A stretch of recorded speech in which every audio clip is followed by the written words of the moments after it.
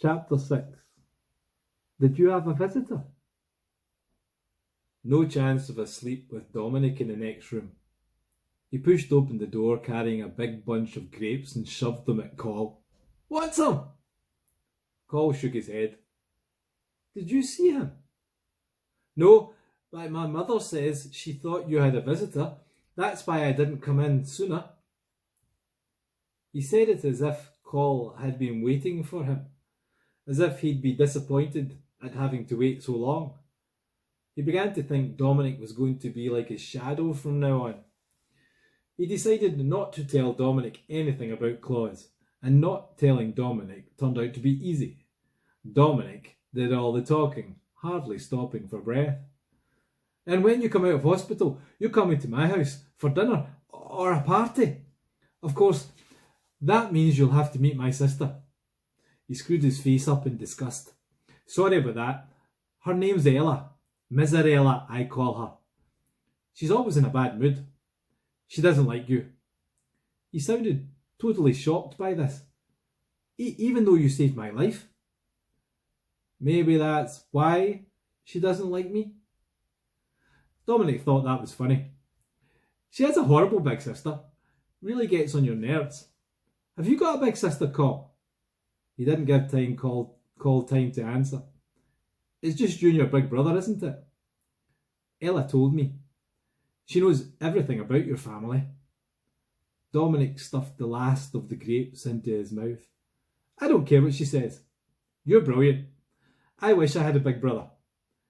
He looked around for something else to eat. There was nothing, so he leapt off the bed, ready to go. "Make sure you get a good night's sleep," he said, "'cause we've got a big day tomorrow."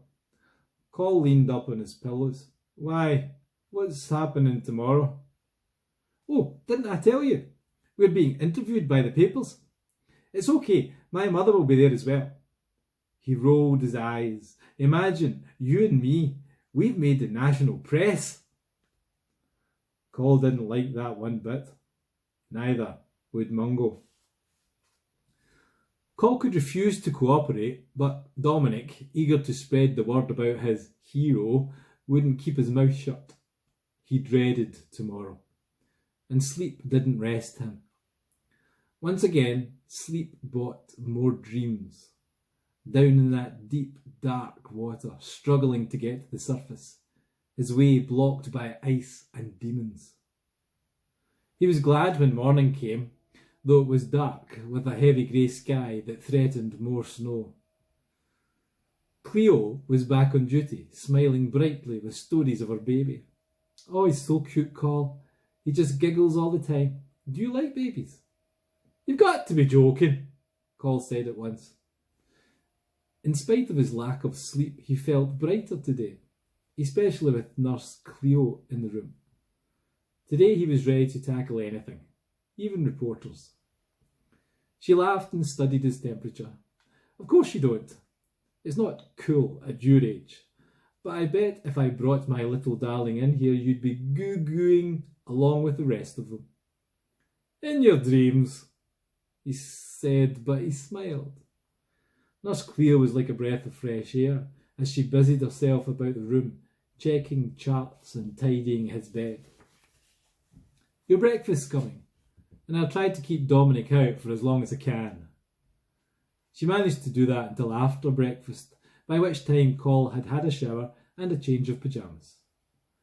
Dominic came bouncing in like a rubber ball, beaming a big freckled-faced smile. "I think they're bringing a photographer, so we better look our best." Dominic spat on his palms and brushed down his unruly hair. "It's all right for you. You're dead good-looking, Col. I heard Nurse Cleo say that to Miserella." Nurse Cleo thought he was dead good-looking. He was really chuffed, and he grinned to himself like an idiot. But only for a second, until he realised how stupid he must look with a big daft grin on his face. The reporter came at 11, and sure enough, there was a photographer with him. Mrs. Sampson was there, standing by the window, listening quietly to the whole interview. "I'm Bobby Grant," the reporter introduced himself, holding out a hand to Call, but Call recognised him. He'd been at the house before, trying to get some dirt on Mungo. If he remembered Call, he didn't show it. He only opened his notebook and began firing questions straight away. Dominic sat cross-legged at the bottom of the bed, enthusiasm zooming out of him. "What happened exactly, Call?" Bobby Grant asked. At first, Call was reticent. Should he tell them about missing school? He did. Should he tell them about being almost able to steal £10 from Dominic's rucksack?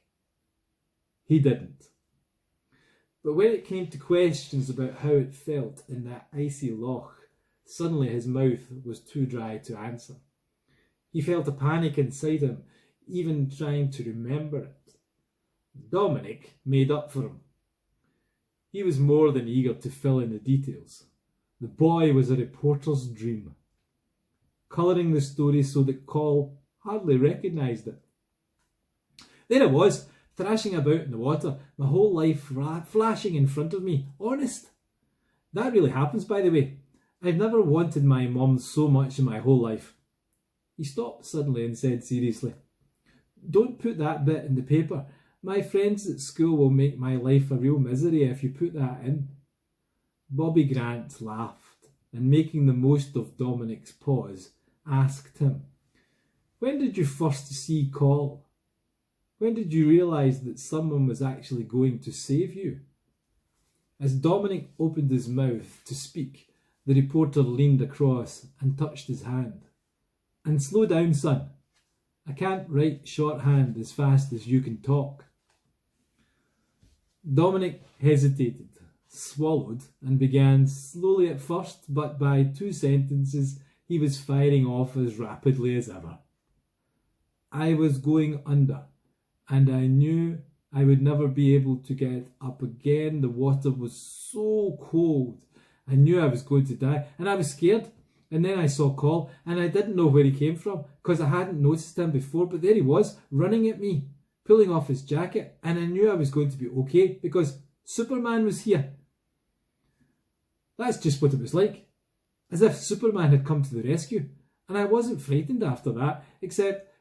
He paused again, swallowed hard, and stared at Call.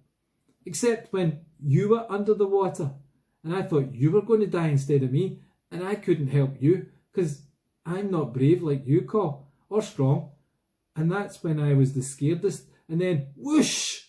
Suddenly you came roaring up. I couldn't believe it." Dominic turned back to Bobby Grant.